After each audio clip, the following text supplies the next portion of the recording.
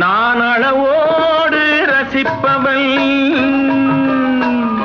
எதையும் அளவின்றி கொடுப்பவள், அன்பின் அழகோடு தழுவி உறவோடு பழகி உயிராக நினைப்பவன்.